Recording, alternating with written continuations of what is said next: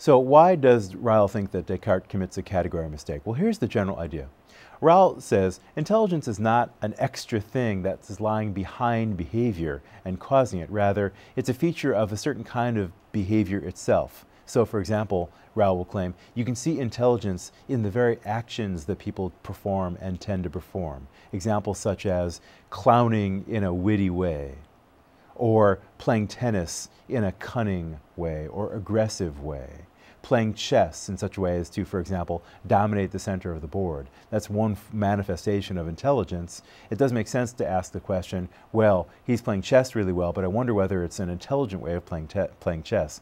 Playing chess well just is to play chess intelligently. Or imagine somebody who's a sensitive conversationalist. If they're behaving in such a way as to converse sensitively, giving the other speaker plenty of room to say what they want to say, listening carefully, responding empathetically, trying to draw out their interlocutor whenever possible, those are all behaviors that make up what it is to converse sensitively. And insofar as they're behaviors that make up conversing in a certain way, that sensitive conversation practice just is a form of intelligence. So Ryle wants to say, behaving intelligently is not a matter of having a non-physical substance causing your physical actions. Rather, behaving intelligently is a matter of doing things of a bodily kind in the world in an effective way, in such a way as to get done what needs to get done.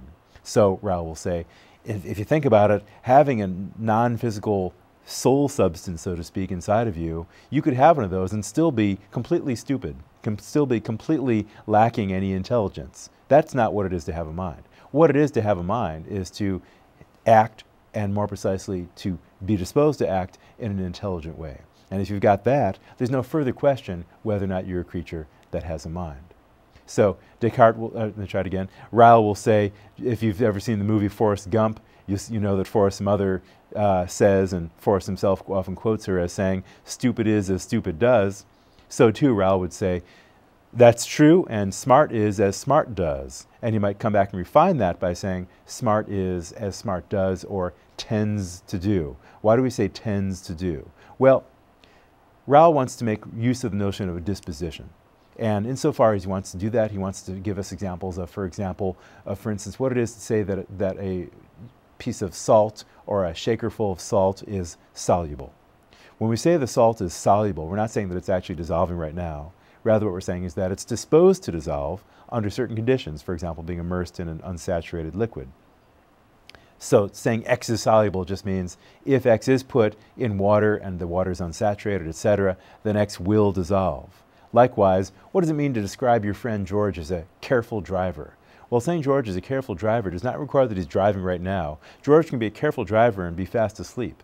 In saying that George is a careful driver, what you mean is that when he is in a situation in which he's driving a car, he tends to do things such as check his blind spot before changing lanes, give plenty of room to the driver in the car in front of him, check what's in front of you and behind you when backing up, etc.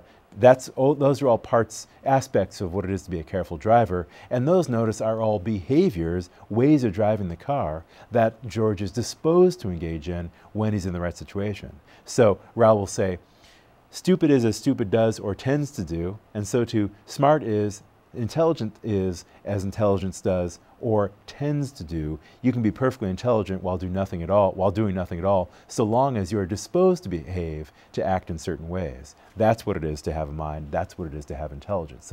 So Ryle will say a disposition is a special kind of modal property that's a feature of an object that can only be explained in terms of a proposition of the form, if X were to happen, then Y would happen. The if-then counterfactual kind of form is the sort of paradigmatic way of expressing a disposition, which means even if the thing is not manifesting a feature right now, it's disposed to, and that's what it is for the thing to have that capacity, so to speak. Ryle will take the next step and say, really a mind is a set of multi-track dispositions. And he might say, I'd rather you didn't talk about minds, because that tends to get us on the wrong track in looking for a substance that refers to that noun, mind.